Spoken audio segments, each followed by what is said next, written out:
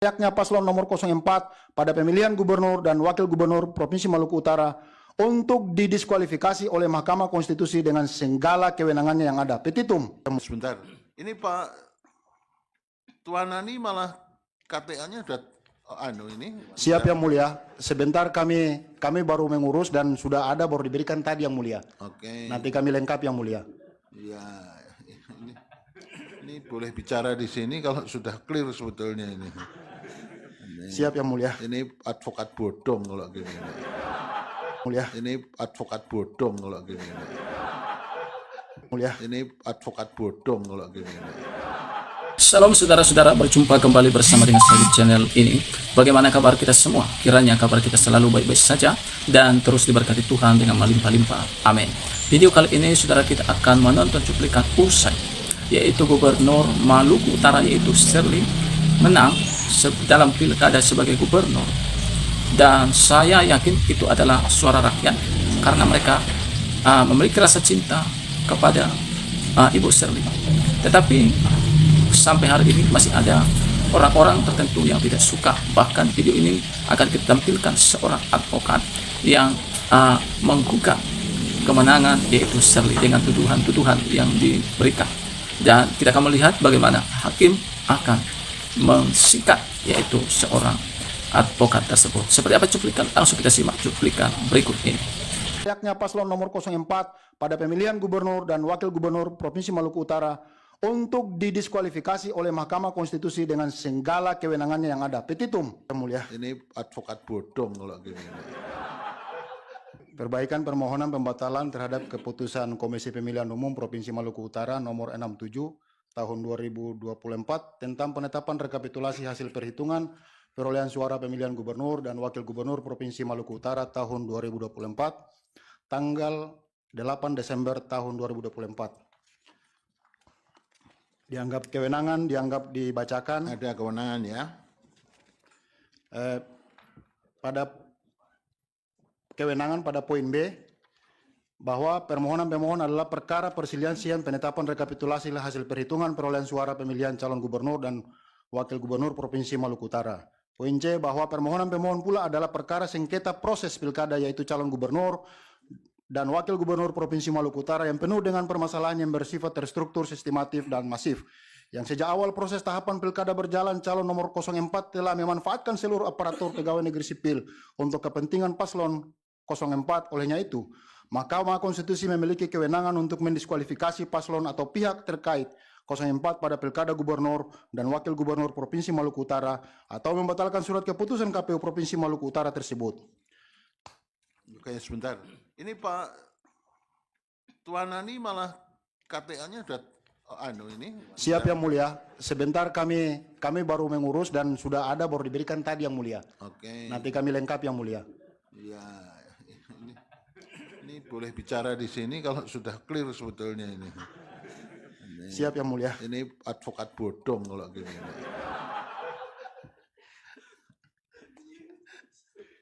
Ya, tapi sudah mengurus ya? Siap yang mulia. Nanti Sudah ada yang mulia. dilampirkan ya. Siap.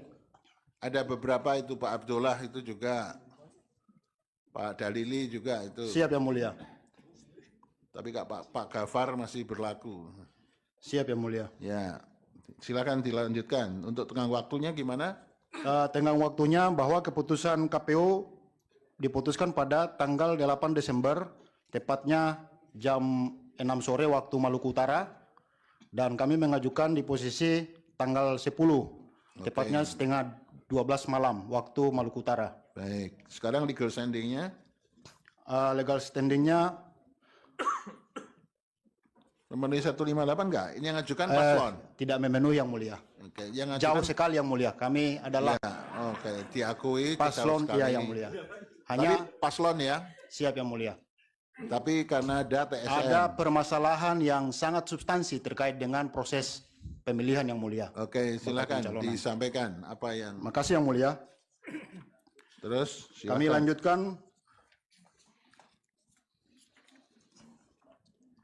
Langsung pada poin nomor 3, bahwa pemohon sangat keberatan apabila ketentuan pasal 158 Undang-Undang Pilkada diberlakukan secara mutlak dalam konteks Pilkada Provinsi Maluku Utara tahun 2024. Karena apabila Mahkamah memberlakukan ketentuan pasal 158 tersebut tanpa terlebih dahulu menggali fakta dan kebenaran yang terjadi di lapangan sepanjang proses pemilihan umum, sama dengan Mahkamah membiarkan pasangan calon 04 yang saat ini di backup seluruh ASN yang ada di Pemda Provinsi Maluku Utara yang dimotori oleh pejabat Sekda Provinsi Maluku Utara dan pegawai Kementerian Agama, Kandepak, Halmahera Utara dan Maluku Utara, dan mungkin yang lain juga untuk turut mengkampanyekan paslon nomor urut 4, dan hal ini melibatkan semua aparatur sipil negara dengan berbagai macam cara dan skema yang penting bisa menang dan berkuasa sebagai gubernur, bahkan melindungi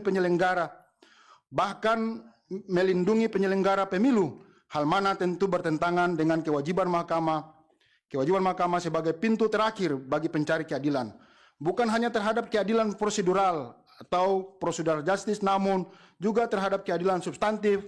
Olehnya itu adalah sebuah harapan besar kepada Mahkamah Konstitusi untuk memeriksa permohonan dalam perkara akuo sampai pada pokok perkara agar menjadi sejarah dalam proses pilkada terutama di Maluku Utara untuk tidak menggunakan cara-cara yang tidak baik yang bernuansa TSM seperti yang terjadi dalam pilkada gubernur dan wakil gubernur Provinsi Maluku Utara. Dianggap poin 4 dianggap dibacakan. Ya. Kami lanjut poin 5. Ya, silakan. Bahwa menurut pemohon tingginya selisih perolehan suara pemohon dibandingkan dengan perolehan suara pasangan calon 04 Serli Juanda dan Sarbin Sehe selaku pasangan calon yang memperoleh suara terbanyak tersebut disebabkan karena terjadinya kecurangan dan pelanggaran yang bersifat terstruktur, sistematis dan masif yang dilakukan oleh pihak birokrasi pegawai negeri sipil di lingkungan Pemda Provinsi Maluku Utara dan pihak termohon sendiri serta pihak terkait dalam hal ini Bawaslu Provinsi Maluku Utara yang dimotori oleh pejabat gubernur dan pejabat Sekda Provinsi Maluku Utara, yaitu Saudara Abu Bakar Abdullah, yang menyerukan kepada seluruh aparatur sipil negara pemerintah daerah Provinsi Maluku Utara dengan cara menyebarkan foto stiker paslon nomor 04 Serli Juanda dan Sarbin Sehe lewat pesan WhatsApp dan telah tersebar ke masyarakat luas di Provinsi Maluku Utara dan seluruh masyarakat Indonesia. Video bukti P11 yang mulia. Ya. Poin eman bahwa kegiatan yang mengarah ke perbuatan terstruktur sistematif atau TSM bukan saja dilakukan oleh kandidat nomor 4, akan tetapi dilakukan juga oleh penyelenggara baik itu Komisi Pemilihan Umum Provinsi Maluku Utara maupun Bawaslu Provinsi Maluku Utara sendiri, yaitu dengan mengistimewakan pasangan calon nomor urut 4 dalam proses pemeriksaan kesehatan di Rumah Sakit Pusat Angkatan Darat Gatot Subroto, Jakarta, sementara seluruh pasangan calon yang lain memeriksa kesehatan di Rumah Sakit Hasan Busuri Ternate. Sesuai dengan surat keputusan KPU Provinsi Maluku Utara nomor 38 tahun 2024 tentang penetapan rumah sakit sebagai tempat pelaksanaan pemeriksaan kesehatan bakal calon gubernur dan wakil gubernur Provinsi Maluku Utara dalam pemilihan tahun 2024 tertanggal 23 Agustus 2024 dan hanya paslon nomor 4 yang diistimewakan yang nyatanya telah melanggar surat keputusan KPU itu sendiri. Karena yang bersangkutan paslon nomor 4 tidak diperiksa kesehatannya di Rumah Sakit Hasan Busuri Ternate, akan tetapi di rumah sakit di Jakarta serta tidak ikut melakukan tes psikotes sebagaimana layaknya paslon calon yang lain. Video bukti P5 bahwa poin 7 bahwa paslon pengganti Beni Laos adalah paslon yang kesehatannya terganggu dan tidak memungkinkan untuk dinyatakan sehat secara jasmani.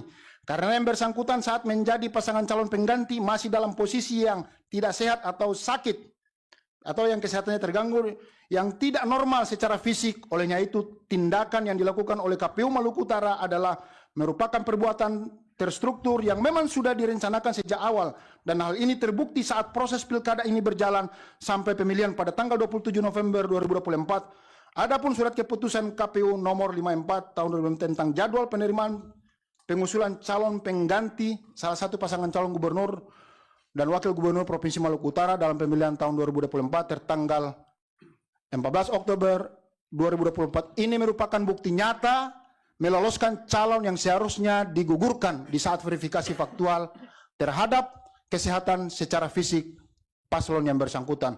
Bukti P6.